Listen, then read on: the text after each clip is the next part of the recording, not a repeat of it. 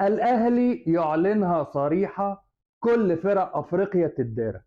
صحيح مش بأداء أحسن حاجة في الدنيا، بس بيقول لكل الفرق اللي معايا في دوري أبطال أفريقيا أنا موجود. الأهلي يفوز على الرجاء المغربي في استاد القاهرة 2-0 بحضور 50,000 ل 60,000 متفرج. خلونا بقى ندخل نتكلم على طول في الماتش، وأنا مصطفى الشاعر، ودي حلقة جديدة من برنامج كوتش الغلابة.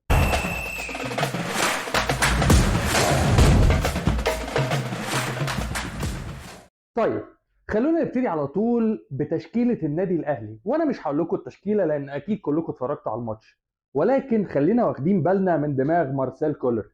بجد يا جماعة الراجل ده بيثبت لنا يوم عن يوم إنه عبقري وقاري فريقه صح وعارف إيه الأسلحة بتاعته. فبمنتهى البساطة مارسيل كولر حط الناس المناسبة والناس الأون فورم في مكانها في التوقيت الصح. كلنا عارفين ان احمد عبد القادر مش في احسن مستواه، على طول ينزل حسين الشحات وينج ليفت مع انه اساسا وينج رايت. بيرسي تاو عشان متالق يبقى في مكانه وينج رايت، وابو كهارب المهاجم الصريح. بالنسبه لنص الملعب بيبقى عندك عمرو السوليه، اليو ديانج، ومروان عطيه، واتنين كويره في قلب الدفاع: محمد عبد المنعم، محمود متولي، ومحمد هاني باك يمين، وعلي معلول، الله عليك يا لول، باك شمال.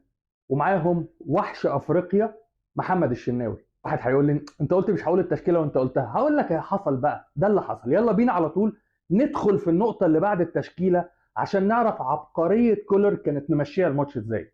كولر حط اتنين لعيبه كوره قلوب دفاع.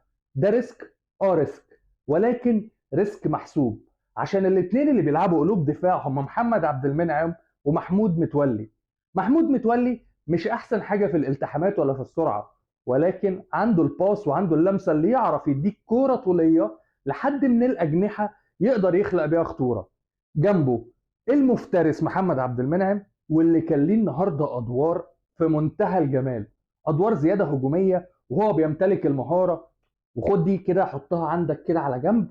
محمد عبد المنعم اصله في قطاع الناشئين 90% كان مهاجم، عشان الجون اللي محمد عبد المنعم بيحرزه في نهاية الشوط الأول في توقيت مثالي بيثبت لك إن الراجل ده مهاجم في الأصل.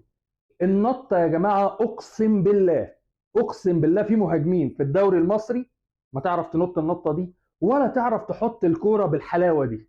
فمحمد عبد المنعم بيثبت يوم عن يوم ان مكانه هو النادي الاهلي ويستحق الاحتراف. والراجل ده احنا لومنا عليه قبل كده وبنعاتبه، ولكن هو عتاب الحب، عشان احنا عارفين امكانيات محمد عبد المنعم وعارفين ان هو عنده اكتر من كده بكتير قوي. ونيجي بعد كده لكام لعيب كانوا فعلا لعيبه بتفرق في الملعب بمعنى الكلمه. مروان عطيه، مش هعيد وازيد بقى يا جماعه، احنا اتكلمنا عن الراجل ده كتير. تسلم العين اللي اختارتك يا ابني.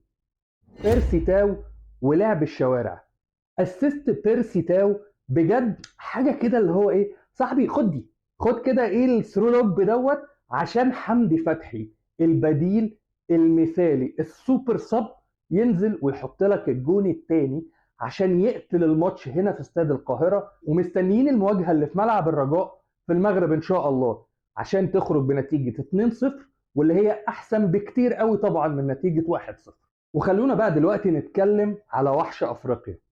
الفترة اللي فاتت الشناوي كان بيمر بذبذبة في المستوى، وكانت مقللة مستواه بشكل فعلا كان مضايقنا كجمهور النادي الأهلي وأي حد بيحب الكورة وبيتفرج على الشناوي. ولكن النهاردة الشناوي قدر يخليك في الماتش عن طريق إن هو بينقذ كورة شوطة فعلا كانت تحفة وبيطلعها بإيده العكسية. بجد بيثبت لك إن الشناوي في حتة تانية يا جماعة، مش أي حارس يعرف يشيل الكورة دي. وكمان بعدها بشوية بينقذ لك انفراد كان ممكن يعقرب الماتش عليك ويخلي النادي الاهلي يدخل فيه جون ويروح المغرب وهو في حاله قلق وريبه من الماتش. ولكن الشناوي قدر يامنك ويامن ظهرك تماما، واخيرا وواحده واحده الشناوي بيرجع لمستواه. وده برضه ما يخليناش نبطل نقول ان النادي الاهلي محتاج حارس على المستوى يكون بديل للشناوي، على الاقل يحسس الشناوي ان في خطر على مكانه، بالاضافه كمان انه يريح الشناوي في بعض الاوقات. لان الفتره اللي فاتت تذبذب مستوى الشناوي ده كان ناتج عن الارهاق وتلاحم المباريات. ودلوقتي خلينا نتكلم عن حاجه بجد كانت وحشه في الماتش. في تراخي حصل من اللعيبه في الشوط الثاني، وتحديدا مع بدايه الشوط الثاني ولغايه الدقيقه 60 او 65. انت جايب جون في نهايه الشوط الاول، انزل خلص على طول بالجون الثاني.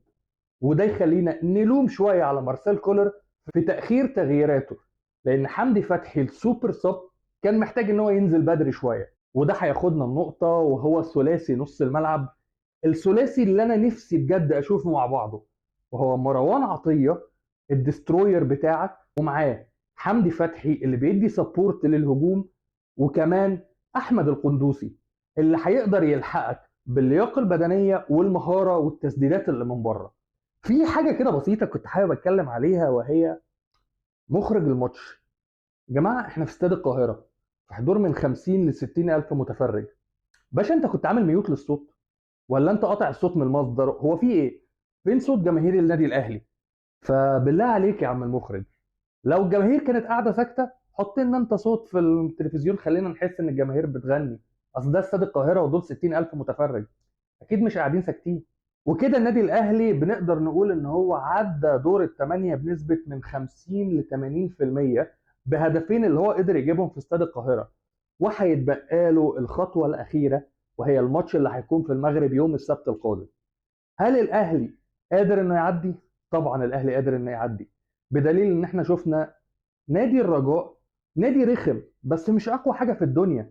فانا اتوقع ان شاء الله ان الماتش اللي جاي يوم السبت هينتهي بنتيجه 1-1، والنادي الاهلي يقدر يعدي لنصف النهائي عشان برضه يكسر كل الارقام القياسيه اللي هو بيكسرها في افريقيا، ويظل اكتر فريق في تاريخ البطوله قدر يوصل للدور نص النهائي عشان يثبت للكل انا بطل افريقيا، انا نادي القرن الافريقي. وبكده نكون وصلنا لنهايه حلقتنا النهارده من كوتش الغلابه، وده كان راي سريع جدا عن ماتش الاهلي والرجاء في دور الثمانيه في بطوله دوري ابطال افريقيا. انا مصطفى الشاعر، اشوفكم الحلقه الجايه. سلام.